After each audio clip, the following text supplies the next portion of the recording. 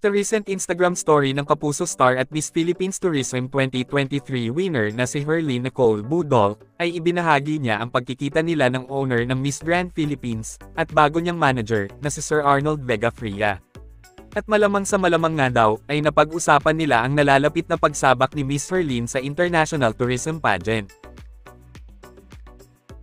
Kayo, anong masasabi niyo tungkol dito?